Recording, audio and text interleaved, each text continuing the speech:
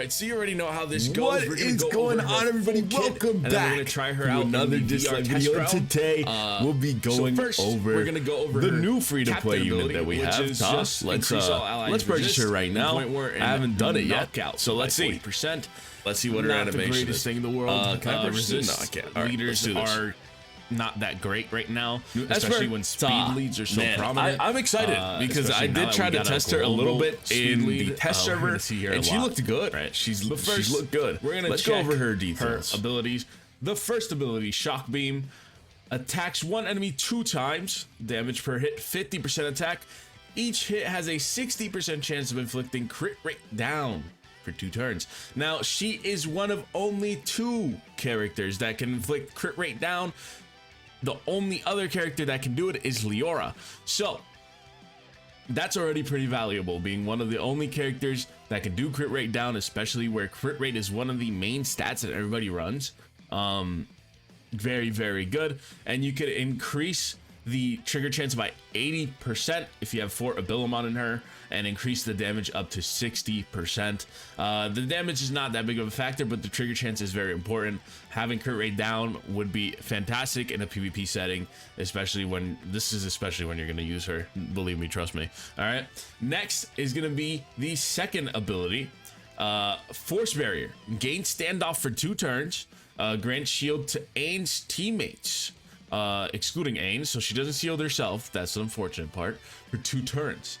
Shield strength 15% of Ain's max HP, up to 24% with Abilimon, and her cooldown can be reduced by 1 turn, making it a 3-turn cooldown.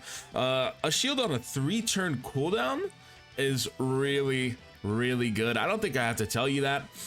She doesn't shield herself, but she gains standoff, so she can't die unless they have a debuffer on their team or a buff stealer, right?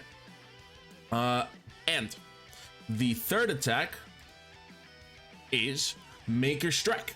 Attacks one enemy 3 times, so her whole kit is single target. Just to let you know now, right? Attacks one enemy 3 times. Damage per hit 40% attack. +2 of her max HP, so you're gonna want to build her HP, pump her with HP, because she's gonna be insane. Each hit has a 50% chance of inflicting defense down for 2 turns, then calls in 1 random teammate to assist. Now that is really good, especially with the units that we have right now.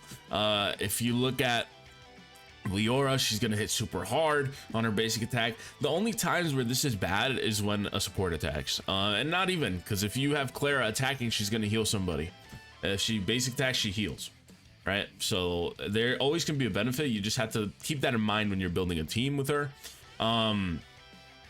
Now, if we look at her enhanced ascension, let me take a look. Her enhanced ascension would be upgrading Maker Strike. So attacks one enemy 3 times, damage per hit 40% attack, +2 max HP. This is all the same. Each hit has a 50% chance of inflicting defense down for 2 turns, then calls 1 random ally to assist. Now this will be the change. While Maker Strike is on cooldown, if Ain is not incapacitated, grants her teammates, excluding Ain, extra damage when they attack outside of their turns. Extra damage 5% of Ain's max HP, trigger 1 time per turn. Right, when she calls in an assist, she increases their damage by 5%. That is insanely good. That is super duper good. This is on a 4-turn cooldown, and I believe you can reduce the cooldown with Abilimon. Let me double check that. No, I was wrong. Max HP damage conversion is 2.5, up to 3%. With Abilimon, and the attack damage ratio is up to 60%, so you do want to run her with some attack, maybe on the substats, but try to stack HP more, because she's going to be more of a support than a damage dealer. So she inflicts defense down, crit rate down, as well as granting yourself standoff and shielding your allies. That's an insane kit. Very good kit, especially because if you build a team keeping this in mind, you can have someone like, let's say, where is she? There she is. Alice, who also calls an ally in for an assist. 30% chance of calling an ally for an assist. It's a lower rate, but with that support, it's gonna proc that 5% damage up when they assist, right? And if you take other accounts in, if you hit them with the Dahlia, right, before they do the attack, that's another 40% attack plus the 5%, that's 45%, just for hitting out of your turn, right? And let's say she calls in Dahlia, right? You get a stun. You can get a stun. Like, it's really good. It's really good. It's super good. It's super good kid. I think she is probably, I might be bold, probably the best free to play 5-star or 4-star. Probably the best free to play 4-star, in my opinion. Completely good. Her kit is an all-around good roundup of abilities, and inflicting crit rate down is probably the biggest part of it. Anyway, let's go check her out in the VR zone. Okay, so we are here in VR Battlegrounds. Everything's set up. I gave her my Queen Bee set, not the best set ever, right?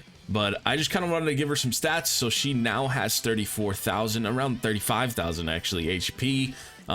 She has quite a bit of defense, as well as 68% crit rate, which is not necessary, and 35% crit damage. This is just a borrowing set. It's not her set specifically, so I wouldn't like, it's not catered to what my likings, but it's good enough, right? It's good enough. So let's see how she does. Let's see how much shield she gives. Let's do all that, right? So she does have a higher chance of inflicting counter. So she calls in an assist. I think it's guaranteed, literally. Every single time when she ults, I think it's guaranteed that she gets a counter. We'll test that out right now, actually. Let's give her the AP up. Hopefully somebody comes in. Let's attack this guy in the back. Yes, so it is guaranteed, and you can get 3 counters right there. Alice attacked, and then it was Clara. Alice procced Clara, and she procced Alice. That's really good. That's really good. Ptah's good, man. Ptah's good. I think she's literally the best free-to-play support that we've have, apart from Gabriel, maybe, right?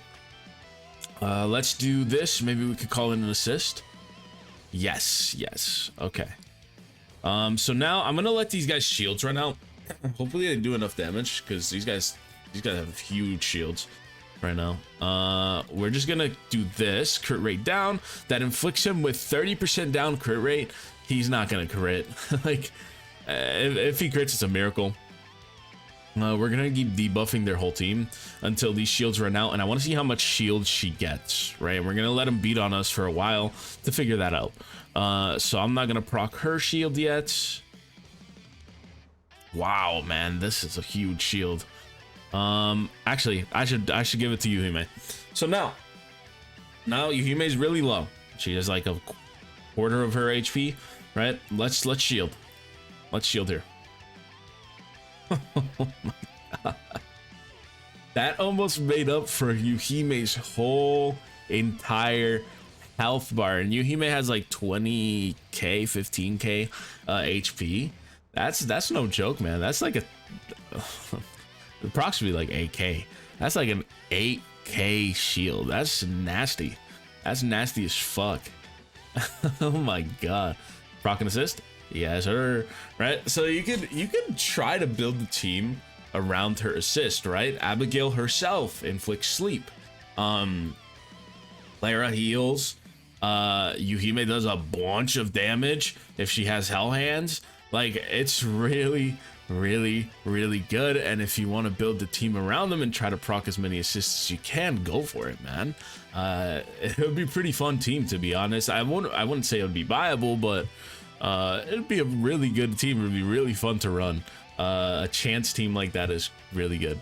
Anyway, I hope you guys know exactly what she can offer you guys. She gives herself standoff for 2 turns, and if that doesn't get dispelled, she'll have it, right? She can't die.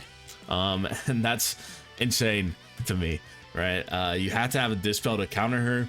And even then, she's inflicting crit rate down on your DPSs. She's inflicting defense down and getting somebody to attack that person that she just attacked after the defense down is afflicted.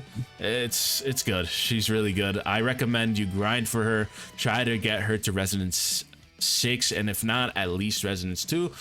As a matter of fact, let's look over her resonances. Okay, so we are at the last part of the video where we check everybody's resonance. So first we're gonna look at force barrier, resonance 1. Force barrier, final shield strength plus 10%. So her already strong shield can be even stronger with resonance 1 only, right? That's really good. Second is when attacked by a critical hit, damage minus 12%. So straight up damage reduction when she gets crit is really, really good, especially when you Hime, Gaius, all those people are running around with like an 80% crit rate and like 300% crit damage. 12% damage reduction can make a difference, right? It could be the difference between life and death. It's really, really good. Base stats plus 15%, very nice.